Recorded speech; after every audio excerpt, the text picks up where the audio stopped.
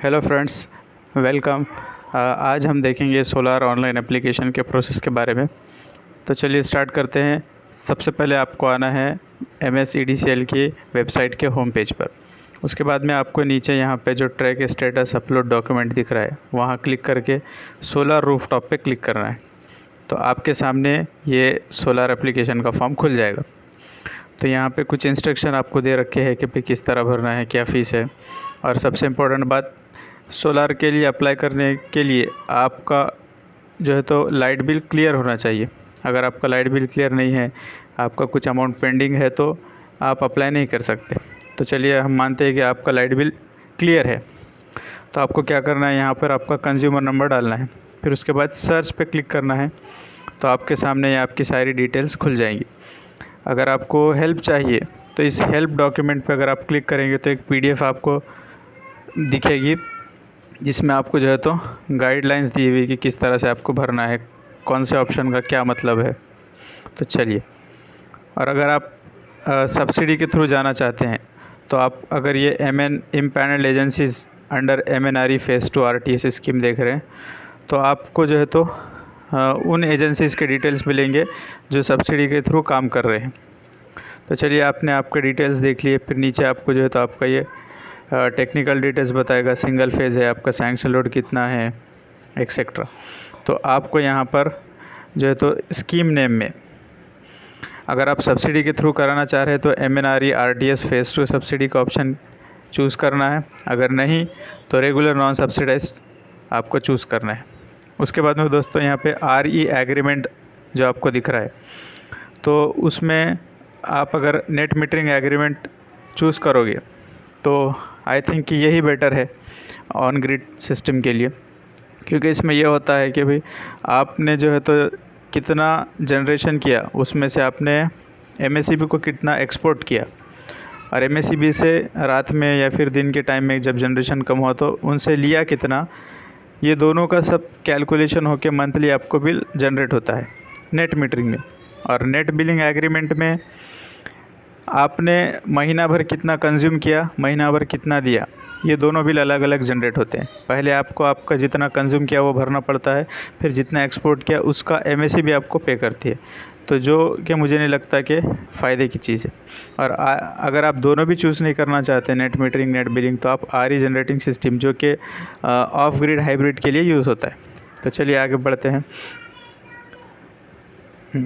तो आप अगर सोलार बिठा रहे तो सोलार पे टिक कीजिए। उसके बाद में आपको जो है तो कनेक्शन टाइप सेलेक्ट करना है। उसमें यहाँ पर जो 3 ऑप्शन दिया है कि आपके पैनल सिर्फ रूफटॉप पे लगे हुए हैं या ग्राउंड पे है, या फिर कुछ रूफटॉप पे है आपके छत पे और कुछ ग्राउंड पे है।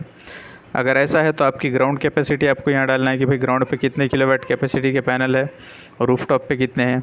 अगर नहीं, सिर्फ आपके रूफटॉप पर ही है, तो आपको जो है तो रूफटॉप, ओनली रूफटॉप सेलेक्ट करके, ग्राउंड तो ज़ीरो हो जाएगा, रूफटॉप कैपेसिटी डालना है जो भी है आपकी, 3 किलोवाट का आप लोड सोलर लगवाना चाह रहे हो या 5 किलोवाट जो भी। तो मान लो मैंने यहाँ पे 3 किलोवाट डाला तो टोटल में ये ऑटोमेटिक आ जाएगा 3 किलोवाट, और इन्वर्टर की कैपेसिटी पे ऑटोमेटिक वो ले लेगा।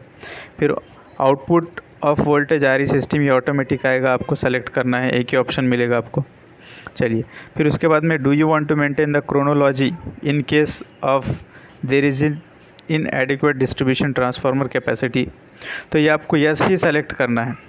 अगर आप नो करोगे तो मे बी आपका फॉर्म रिजेक्ट हो सकता है, जब अगर आपका जो एग्जिस्टिंग ट्रांसफार्मर है आपका करीबी, जहाँ से आपको सप्लाई मिला, उस पर अगर लोड ज़्यादा होगा तो आपका सोलार का एप्लीकेशन रिजेक्ट हो जाएगा। अगर यस करोगे तो आपको लोड बढ़ाने के बाद में एप्लीकेशन आप कंटिन्यू कर सकते हो। चलिए, तो आपने यहाँ पे, उसके बाद में आपका प्रोजेक्ट मॉडल, अगर आप जहाँ सोलार लगा रहे हो वो प्रीमाइसेस आपका खुद का है, उसके ओनर आप खुद हो, तो आपको कैपेक्स सेलेक्ट करना है, या अगर आप वहाँ पर रेंट से हो, आप किराएदार हो, तो आप रेस को सेलेक्ट कीजिए। तो चलिए आगे बढ़ते हैं। ये क्रोनोलॉजी के बारे में है, ये जो हेल्प डॉक्यूमेंट है उसका है। उसके बाद में आपको टर्म्स एंड कंडीशन एग्री करना है, फिर जनरेट OTP पे क्लिक करेंगे तो आपको OTP मिलेगा, OTP डाल के वेरीफाई करके सबमिट करना है। जब आप सबमिट कर दोगे तो आपको जो है तो ये ऐसा दिखेगा, application for solar PV all ये सबमिट हो गया है और आपका आईडी दिखेगा। फिर अगला स्टेप है आपको पेमेंट करना है।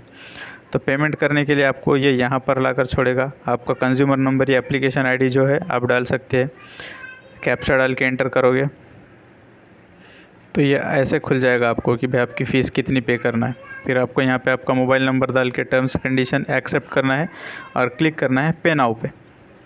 तो आपको इस तरह का जो है तो नोटिफिकेशन दिखाएगा, आपका नाम, आपका कंज्यूमर नंबर और कितना अमाउंट भरना है।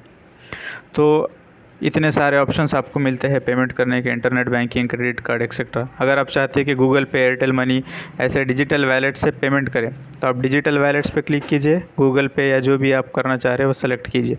ओके, या आप पेटीएम से भरना चाह रहे हैं तो यूपीआई पे सेलेक्ट कीजिए। इस ऑप्शन में यूपीआई पे सेलेक्ट करके पेटीएम से आप भर सकते हैं।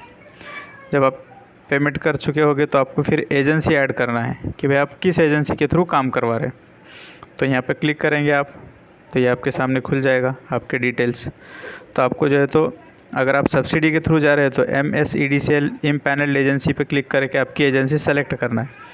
अगर नहीं कोई अदर एजेंसी है तो एनी अदर में आना है, स्टेट सेलेक्ट करना है, डिस्ट्रिक्ट सेलेक्ट करना है, एजेंसी का नाम ढूंढ के सर्च करना है, फिर जनरेट OTP पे क्लिक करेंगे आप। तो फिर आप कंज्यूमर के मोबाइल नंबर पे OTP आएगा, OTP डाल के एजेंसी सबमिट कर दीजिए। अगर मान लो आपकी एजेंसी रजिस्टर नहीं है तो आपको नीचे यहाँ पे desired agency is not listed पे क्लिक करना है यहाँ। तो आपके सामने ये फॉर्म खुल जाएगा, ये डिटेल्स डालना है एजेंसी के, एजेंसी ऐड हो जाएगी। ओके, तो थैंक यू दोस्तों वीडियो देखने के लिए। इसी तरह की और इन्फॉर्मेटिव वीडियोस देखने के लिए हमारे चैनल को जो है सब्सक्राइब कीजिए और सब्सिडी और बाकी जो ऑप्शंस हमने देखे उनको डिटेल में समझने के लिए और वीडियो हम अपलोड करेंगे।